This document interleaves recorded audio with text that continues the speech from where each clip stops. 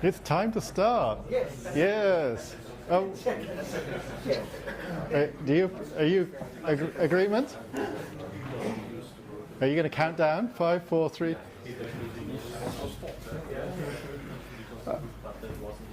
Okay, please close the door.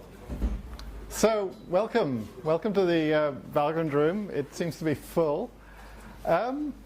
So I thought it would be interesting to do a kind of retrospective talk about Memcheck. It's been around quite a long time now, and it's been something I've wanted to do for a couple of years, so now is an opportunity.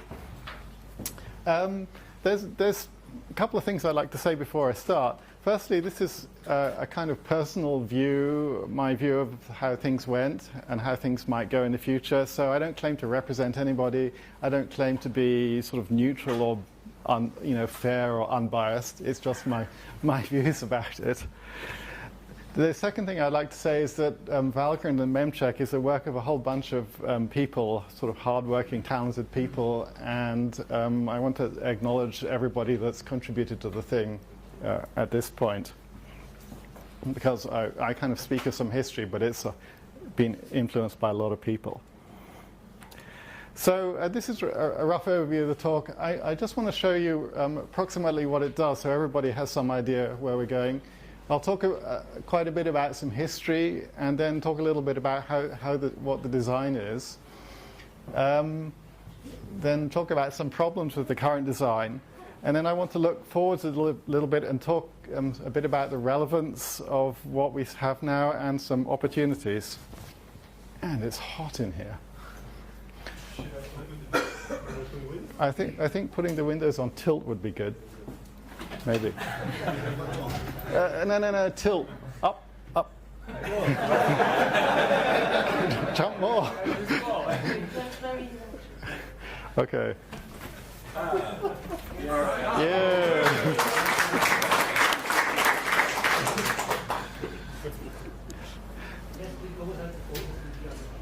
Yeah. So what it does, you can think of Valgrind or Memcheck as being a process-level virtual machine. It runs your program from the very first instruction, and basically does two things. It observes all memory references and checks them, and it observes all malloc and free calls, basically memory allocation. It also observes memory allocation via movements of the stack pointer. So it's going to check that each access is allowable, and you want to make sure that if you are using undefined data, which you often are, even if you think you're not, that doesn't cause any observable bad effects. So it's actually very simple. It can only really do two things. It can tell you that you're reading and writing memory in the wrong place, and it can tell you that you are using uninitialized values. So here's some simple examples written in C, but we can speak C++ really if you like. You allocate a block of memory and then you access off the end, possibly reading it, it complains. You allocate memory and then you free it, but then you still access it, it complains. You allocate some memory on the stack presumably, and then you use the value from it which is undefined, so it complains. And then, as a kind of a useful side effect of observing malloc and free, you allocate some memory and then you just throw away the pointer, and it also complains. So that's pretty much all it does. And there's a lot of complexity for that. So I think if you've used the tool, or the tool suite, then you kind of understand that already. So I want to talk quite a bit about some history of the thing. And in particular, where did this come from? So, like many open source projects, this was a sort of started as a scratch and itch thing. In the mid-90s, a long time ago now, I was doing a bunch of data compression hacking, and I didn't like the fact that I didn't have a way to check, my code for the problems that we just saw. Particularly because you want your data compression programs to work reliably. The other thing was, later in the 1990s, there was KDE, and KDE was really cool, and I loved running, pre-release versions of KDE 1 on old Spark boxes. I had a Spark Solaris box at the time, and they were a bit crashy, so I thought it would be nice to have a tool which helped the KDE people and anybody else to de-crashify KDE a bit. So I was working as a compiler writer at the time, and I started writing machine code interpreters, which seems a rather strange thing to do nowadays. But I found that a machine code interpreter, an x86 interpreter, is kind of slow and inflexible. And if you want to make it flexible, it's even slower.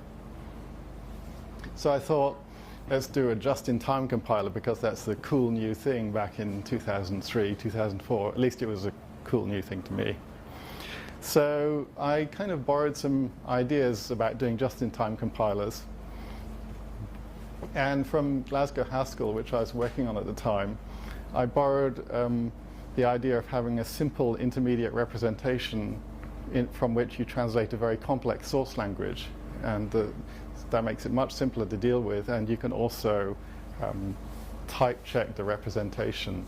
So it's easier to make stuff reliable. Another really source of inspiration was a book by Chris Fraser and Dave Hansen, I think, called A Retargetable C Compiler, which is almost forgotten now, but it was a really amazing book, and if you have an opportunity to get it, you should, if you're interested.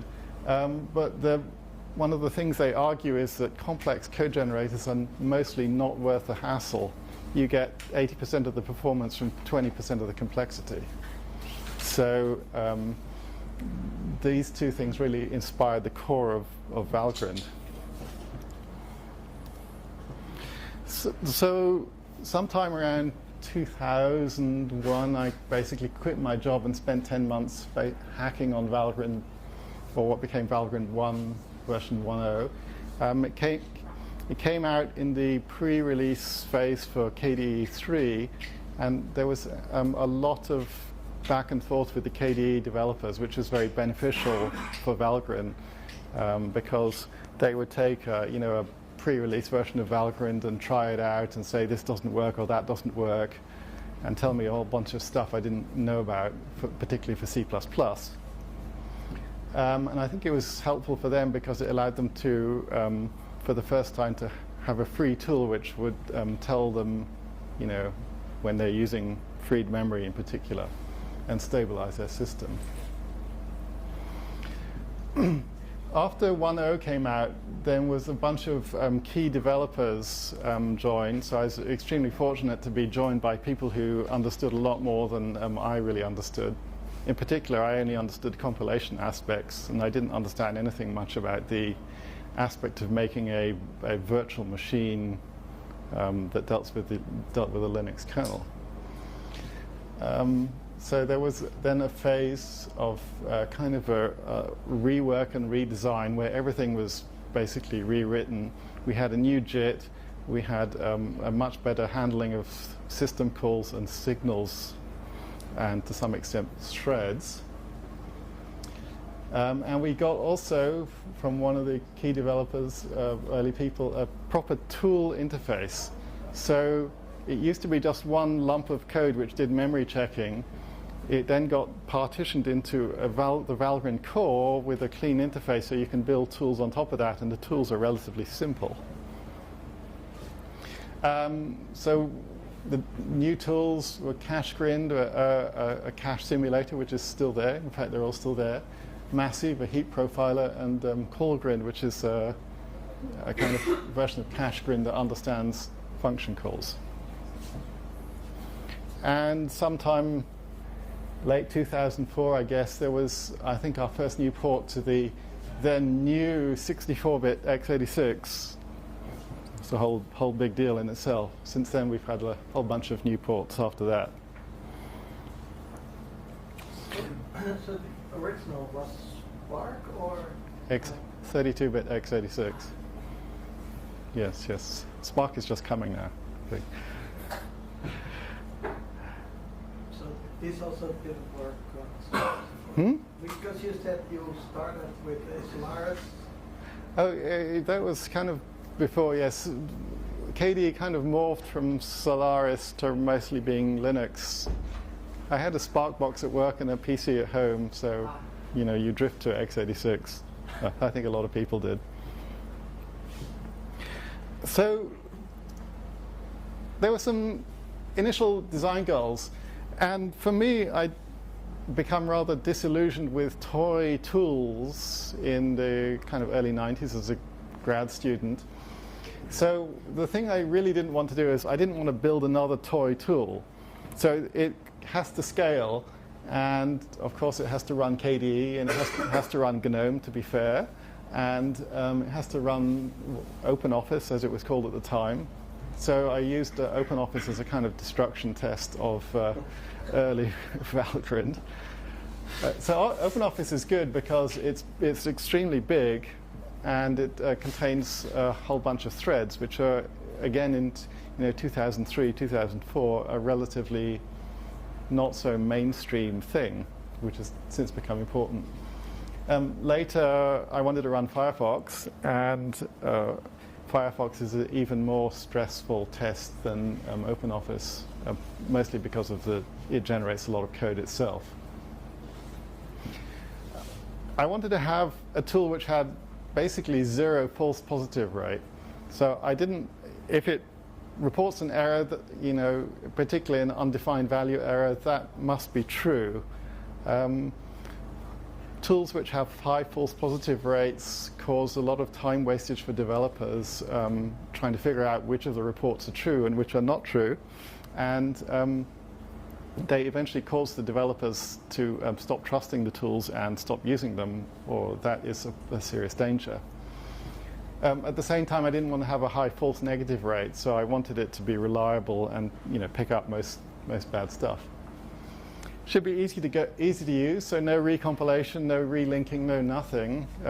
You need debug information, but you don't even need that. You can just run any executable. And then there was a sort of an interesting meta goal, which is that, at least for me, and I think for many of us, we always wanted to have influence, which is to say we wanted to change the expectation of C++ developers in the open source community. This was really the first, I think, free tool that did memory checking in a widespread way. And I wanted to have it so that when I take a piece of code from you, a C++ module, I actually expect that there's no observable memory errors in that piece of code, to the extent that you can verify that. So I kind of wanted to increase the level of quality of expectation in a way. So how did we do this? Well, one of the things was we built the crappiest system that actually worked, and when it broke, we fixed it rather than trying to over-engineer it, I think. At least for some parts of the development cycle around the 1.0 release, that involved almost daily interactions with KDE people who said, it broke, and then I fixed it, or we fixed it, and then they said it broke again, and we fixed it, and this was a kind of really good interaction. A couple of other random points. I always wanted to have assertions on all the time, and I think that's been a beneficial thing. So you can't actually build Valgrind with assertions off. It has a lot of assertions, and we budgeted, I don't know, I kind of mentally budgeted something like 5% performance loss to have those assertions on all the time. I think that's actually been a good thing. It's actually quite hard to make Valgrind crash or segfault, but you can make it fail with assertions quite easily. I'm not sure that's completely true, but that's the impression. We had a lot of good advice about how to do some stuff. We also had some not so good advice. One of the things that did, which was very stupid because of my naivety, was I didn't know what to do about threads. And threads, we couldn't really avoid them. So somebody told me, somebody who shall remain nameless and is not here, told me, write your own libpthread.so and insert that into the process instead of the standard glibc one. And then you can, under the hood direct threads in your system. And version 1 of Valgrind actually did that. It was completely insane, and it's actually not possible really, because libpthread is so kind of connected to glibc that you can't really replace it. Now we have a slightly less stupid hack. I'll get to that later. Well, at least threads work, sort of. So along the way for Memcheck, we did some, we experimented with some basic design decisions. One of the basic design decisions is we are tracking undefinedness. Should we use, for each byte, should we track it, represent its undefinedness with 1 bit or 8 bits? So tracking it with just 1 bit per byte is kind of attractive because it means there's much less data to store. But what it means is that you cannot ever accurately deal with code which does bit fields. So if you have a byte where some bits are initialized and some are defined and some are not, then you have to say, well, we're going to represent it as totally defined or totally undefined. And there's a lot of code that deals with a lot of bit fields. I tried this, and what you get is thousands and thousands of false errors, either false errors, or if you put it the other way, you miss lots of errors. So it's like, okay, we're going to do 1 bit per bit shadowing, even if that's expensive, because we need that to get a really accurate system. Another question is, how shall we arrange the shadow memory, the tables which tell us which parts of memory are initialized and are not? So for every byte of memory, you need to know 2 things. You need to know, can I actually access here? So that's 1 bit. And what if I can access here, what are the definedness of these 8 bits? So in a naive implementation, you wind up having to have 9 bits per byte of shadowing, which is actually quite awkward. But initial versions of Memcheck, I think up to version 3.2, actually did this. Then Nick Nethercote came along and said, this is really stupid, and most bytes are either completely defined or completely undefined. You know, this metadata is extremely boring and repetitive. And it would be better to have 2 bits per byte, which I'll show you a little bit later, I think, or is that the other talk? Basically 2 bits per byte, which is, it's accessible, not accessible, it's completely defined, completely undefined, or it's partially defined. And then if it's partially defined, that's what the epsilon is, then we look in another table to find out the exact definedness of it. But most bytes are, you know, are either totally defined or totally undefined. So now we use this scheme. It also is much less data, and it means less pressure on caches. When to report undefinedness? This is another core decision. So one possibility, and the obvious thing to do, is you check every time you read memory, and if you pull an uninitialized value out, you say, oh, error. The problem with that is that you get thousands of false errors again, because, for example, GCC will copy a whole struct with holes with a word load and copy it to somewhere else, and just copy that uninitialized data around, and that's harmless. So that's no good. You need to do better than that. So what the system does now is to follow the uninitialized data all around the system, and only when it gets to an if statement or use it to generate an address does it say, okay, I've got to report this now. Because if I don't, then your program could actually fail. You could get an exception, a seg fault, and you wouldn't know why this happened. Can we make it multi-threaded? Well, it's kind of difficult because genuinely multi-threaded, I mean, because coordinating these detailed tables in a multi-threaded way is very difficult. So the answer is not really. The kludge we use is to sequentialize threads. So you can run a multi-threaded program, no problem, but Valgrind will actually cause only one thread to run at once. So we kind of dodged the issue. It's not a good solution, but it's what we have right now. So what do we learn from all this? Well, porting to new architectures is much easier than people think it is because instruction sets are well documented, and even if they're not well documented, you can run instructions on the hardware to find out what is actually really happening. And the VEX framework actually made it quite easy to do. It's still a lot of work because there's generally so many instructions. There's also been ports to different operating systems, so AIX was one that sort of came and went.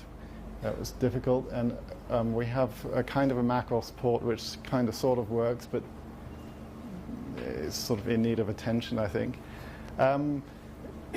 This is amazingly difficult to do because you have these undocumented interactions between the kernel and user space, and you need to deal with them. What we found for OS X and Linux is that you need to be able to read the kernel source code and the C library source code. And for AIX, I couldn't do that, and it made it nearly impossible, basically impossible to do a reliable port. What else did we learn? Users will do all manner of crazy shit, right? No matter what you think of, they think of something really bizarre else to do and some other way to break the system. Yeah. So what did the users think? Yeah. I think the script will copy annotate. Oh, sorry. Yes. Yes. But this is another key decision. But this is not about Memcheck. This is about how the JIT actually works. So it's a system which takes blocks of machine code and produces blocks of instrumented machine code. And one way to do this is to take your original piece of code and copy it to the output and then add some extra annotations which check what you are doing. That's a copy annotate system. And that's what most frameworks like Pin and Dynamo Rio do. A disassemble resynthesize system, you take your original machine code, you transfer it into this intermediate representation, you instrument that, and then you generate new machine code. And that's what Valgrind does. So copy annotate is probably easier in a single architecture situation, but it has a serious disadvantage, which is that you cannot ever really check that your annotations are correct. Versions 2 of Valgrind actually did this. In this, with a resynthesizing JIT, you are generating the new machine code from the intermediate representation, and if that intermediate representation is wrong, the program just won't work, and it's obvious that your instrumentation is going to be wrong as well. So I chose this for reliability, and also because it's probably more portable. Sorry. So what do users think? Well, it seems like it got used widely. Because it's open source, you can never really tell. I think the most effective users actually integrated it into their test system. So you run your entire test suite with Valgrind, if you can. It's kind of slow, but it will pick up all sorts of weird corner cases. They reported almost infinite number of bugs, which is like, if you're sitting in the middle of this looking at all these bug reports, you think, well, the system's really buggy and broken, but I guess for most people it mostly works. They provide an enormous number of suggestions about how to improve it, a lot of patches and a lot of support in terms of people doing stuff and support for people to work on it one way or the other. And they did all sorts of stuff which I never expected. So we have people running user mode Linux. That was a thing a few years ago where you have a kernel running in user space and they wanted to run Valgrind on it. We have people running like big processes, like 100 gigabytes of memory. It doesn't work. Fix it, this kind of stuff. Okay. And people with 10, 20, 30 million lines of C++ stack sitting on this system, which I also never really expected. Well, it's kind of nice that people use it. So what else? What they didn't do is, which I really expected people to do, is to complain a lot about the slowness. So people sometimes complain how slow it is, but it's like mostly it just seems to be tolerated, which kind of surprised me in a good way. They didn't believe what it was telling them. So imagine you are in charge of some big C++ code base, and it's 2004, and you've never had one of these tools before. And you put your code base through it, and it says, yeah, there's all these errors. And you think, whoa, I think my code base actually works right, and I don't really believe this stuff. So we got quite a few people saying, I don't believe what it says, and then you get into some argument, and you say, show me your bit of code, and then you say, oh yeah, the problem's here.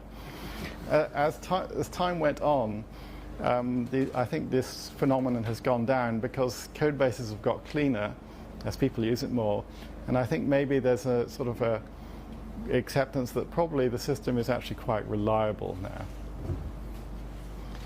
One thing that was very noticeable is that this decision to delay reporting of memory errors, undefinedness errors, actually makes it extremely difficult to find where the original source of the undefinedness is.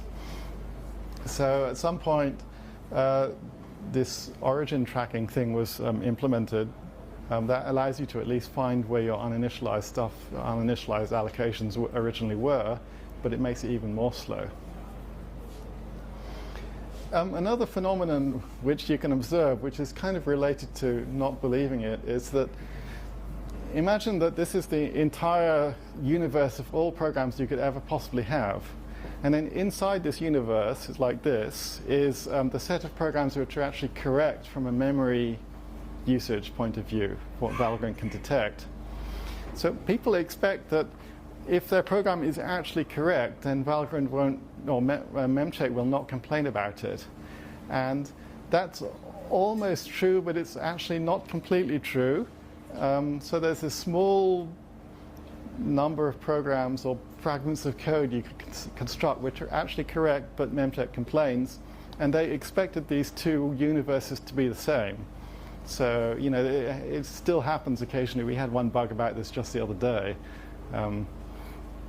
And I have been trying to say, this is a kind of a verification system for C++. You cannot expect that every single correct program it will not complain about. Could you give an example of something that it complains about that is actually valid? Because I don't fully understand. Well, in what case it would complain.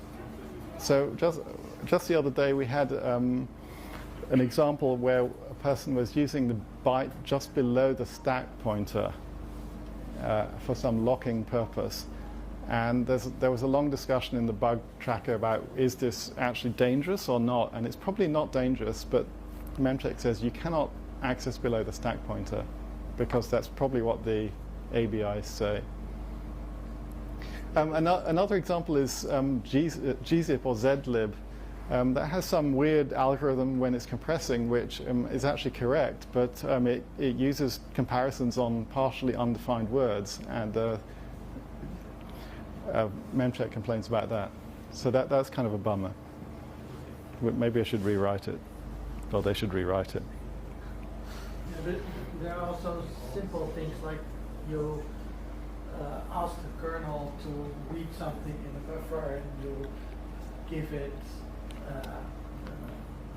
Oh yeah. a buffer that isn't completely addressable. And Memcheck will say, the kernel could read beyond, and then people say, yeah, but I know if I read this, there won't ever be more than 4 bytes. Yes. Yeah, that don't give it a buffer that Yes. Yes. So I kind of want to say. But that I would say that's actually a bug that the user should address. Well, yeah, but if they know the files they read are always really small. Yeah.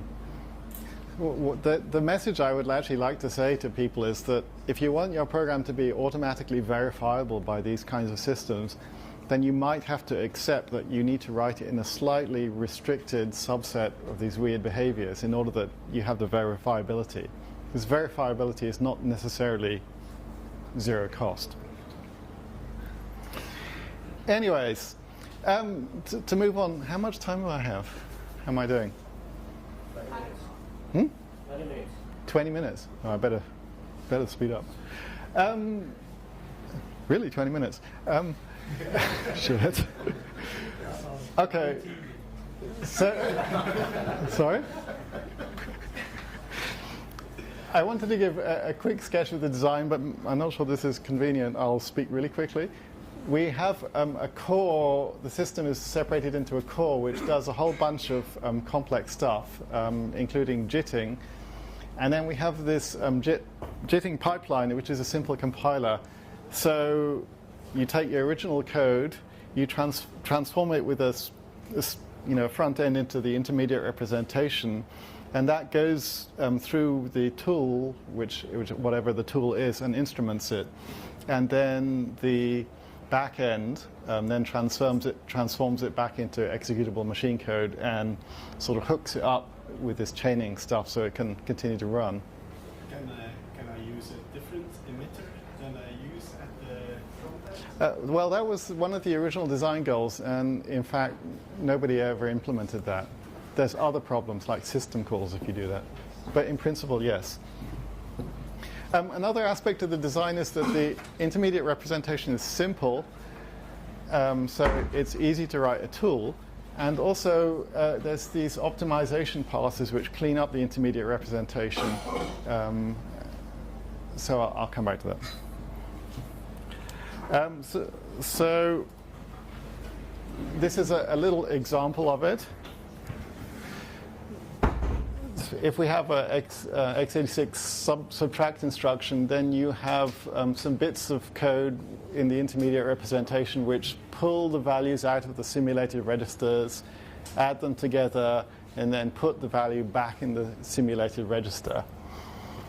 Or if you have a conditional branch, then we say in the intermediate representation, we're going to make a side exit based on the, some comparison result. And that's where we're going. And kind of similarly, if we have a load from memory, then we're going to fetch value from memory, fetch the address, and then we're going to do a load, and then we're going to put the value back. So over here, we have some instrumentation which Memcheck generates. So for this add, for every register, we also have a shadow register which tells you the definedness of it. So we're fetching these shadow values, and then we're doing this kind of interesting bit of computation. So we take the two shadow values. These are words which tell you the definedness of the actual values there. And we're doing this u if u primitive, which means undefined if undefined. So taking the worst case. And then we have another primitive called left 64, which simulates the worst case carry propagation. So qres becomes a value which tells you something about how defined the result is. And then we put it back in this simulated shadow register. And just as an example which is important, for this conditional branch, what we need to check that we're doing a branch on defined data. So we are then checking that the shadow value does not contain any undefinedness. And if it does, we're going to report an error. And this has to go, of course, before we make the actual branch. And there's more stuff, but time is short. So the other bit of the picture is that we have to track the status of memory. So we have, at least in the 32-bit case, this big basically a two-level array. You take the top 16 bits of the address and index into this table of pointers. And then you use the bottom 16 bits of the address to index into the secondary tables, which tell you the definedness for, well, basically they contain 64K worth of definedness information. There is there's a whole bunch of trickery which makes reads faster at the expense of making writes a bit slower, but it's a good trade-off. 64-bit is a terrible kludge because we really want to retain this two-level structure, but at least it's fast. It's a terrible kludge. I'm not proud. So what are the challenges that have emerged? Well, there's a bunch of problems, but one of the most serious problems are caused by compiler optimizations, and in particular the fact that GCC and Clang have taken to compiling conditional expressions like this in the wrong order. It's actually safe, but what this is, you kind of have to really think about this, but it's actually correct transformation. It means that this code will actually do branches on undefined data, and Memcheck complains about that. What are A and B in these? Just arbitrary expressions. They are arbitrary expressions, yes. It is actually correct if you think about it long enough. I can tell you later. There's a couple of things that are quite concern-causing, one of which is the load linked and store conditional problem. So on every architecture except x86, we have a more modern way to do atomic memory accesses, which is important between threads. And one of the results of instrumenting it the way it's done is that you can drive the instrumented program into an infinite loop, because the the instrumentation that you put into this atomic looping pair causes the transaction to always fail. That's a serious problem, and we do not have a very good solution at the moment. We have some hacky solutions. As time is running short, I think I'm going to skip some of this. Gah. Okay. I should say I expected a couple of problems early in the project. So I expected compilers vectorizing code, vectorizing integer code, to actually be a source of inaccuracy. But it turns out that compilers don't vectorize integer code very much. They mostly vectorize floating point loops. So that's not a problem. I was also concerned that this kernel interface, the Linux kernel interface, which is a big complex thing which we describe very carefully in the code, would change rapidly and cause a big maintenance burden, but in fact that's never been a really big problem. So to look forwards, I want to talk a bit about relevance, right? Because back in the early 2000s, this was really the only tool going which did this kind of memory checking. But now we have a whole bunch of what you could call sanitizers. So in particular, we have the LLVM-based, or now partially GCC-based, compile in sanitizers, and they're a really good thing. They do a good job, and they're much, much faster. But they're also more limited because you have to compile stuff, and they can't deal with JIT-generated code. What all of these tools, the effect of all of these tools, if you take them together, is that they find lots and lots of cases in C++ in particular where the behavior is undefined. So we have, undefined value uses. For example, ubsan will find shifts that have undefined behavior in C++. There's a lot of that. So the effect of this is to really take a problem about finding undefined behavior in C++ and turn it into a code coverage problem. If you're really good at testing more stuff in your code, if you have more test cases, then you can find more bad stuff, more things that are going to cause problems later. But this is actually a huge amount of hassle, and it's incomplete. It's never complete, right?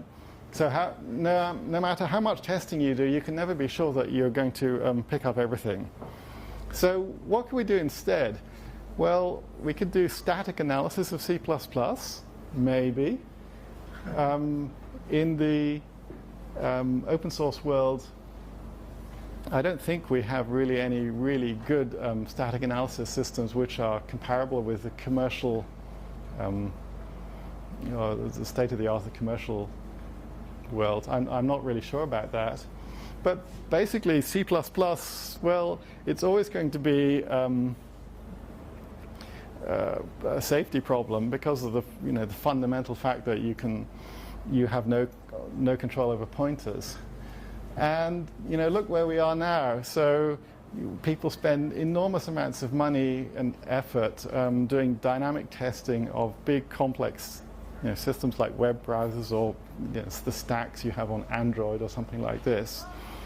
And we're still up to our ears, as a community in security problems, especially nowadays, it seems. So maybe it's time to think of moving away from C++. I think there's a feeling that, especially with somewhat younger programmers, that the compromise that we've had to make with C++ from performance versus safety is increasingly a bad compromise, and we want to do something else. So I'd like to say, well, there are other programming languages, Rust, kind of from the Mozilla world, so I'll say Rust is a great language. That's how you start. Haskell, yeah, it doesn't have this one, right? So in my completely partisan view, Rust actually delivers what Haskell promised, minus the insanely inefficient execution model. So Rust is a language where you have a new idea, which is for the compiler to check mutability and to check your story about storage management, and if it can't come up with a valid story, then it rejects your program, which is actually a really great property. So I encourage you to look at Rust if you haven't done so. It's very cool. I think it's an idea whose time has come. But anyway, sorry. And you can still use Valgrind for the unsafe segments. If you have an unsafe block in Rust, you can still use Valgrind. Exactly. They do that. You still have a job?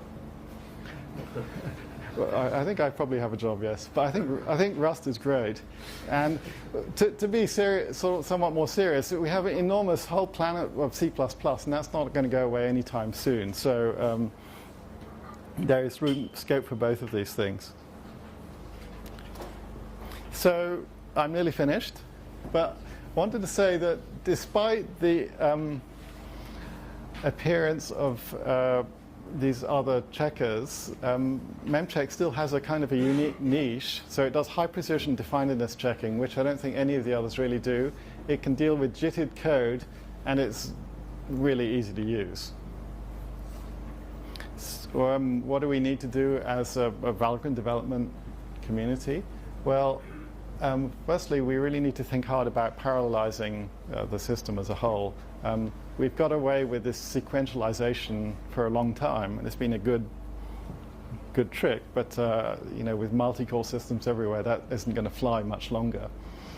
I can't actually think of a way to do this without some loss of sequential performance.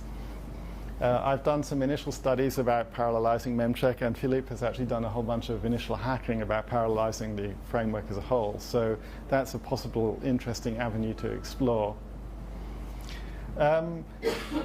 If you come back today at 3:30, I'll talk more about rearranging the JIT to have basically to have higher performance headroom. So we've, I think, cranked almost all of the performance we can out of the existing JIT, and it's time to think about a new framework. So that would help. We also need to do something about the increasing number of false positives that we're getting. So having a JIT which can analyze larger pieces of code might help that. Having people look at the definedness instrumentation would also probably help that. So that is all I wanted to really say. I would like to say thank you to everybody who actually made it work so well, the developers and the users and people who did auxiliary things like built the website and built GUIs and integrated it into their systems. We need your support for the next 12 years. I will be talking about VEX at 3:30, so please come. It will be cool. It'll be more technical. And are there any questions? Any more questions? Yeah.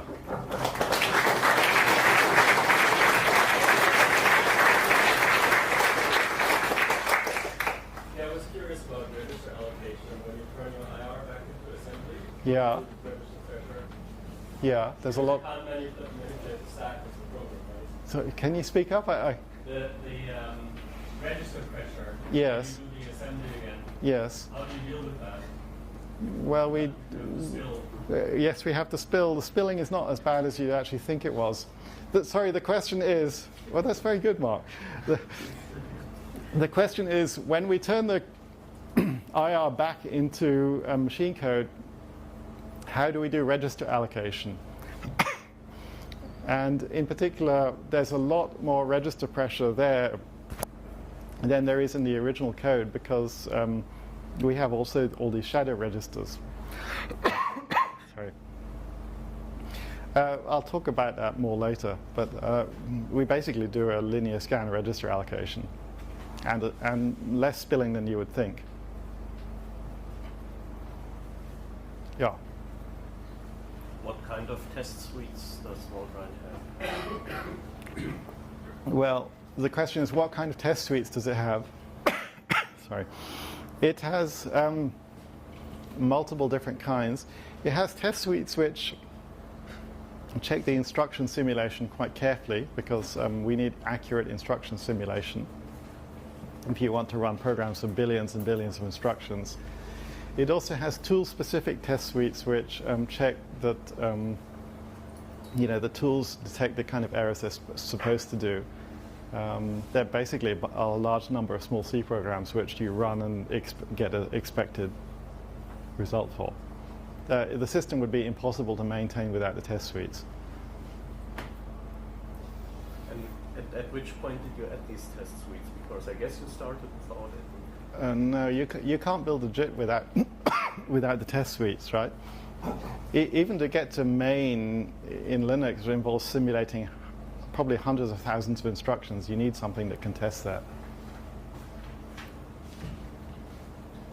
What is the official pronunciation of Valgrind? Is it Valgrind or Valgrind? I don't know. It's some Nordic word, right? You should ask a Norwegian person, or Swedish, or Finnish. Sorry, is Finnish Nordic or Danish? So what does it mean? Oh, it's the magic gates to Valhalla, which only the pure shall pass through, or something like that. There's a longer story, but it's a stupid story.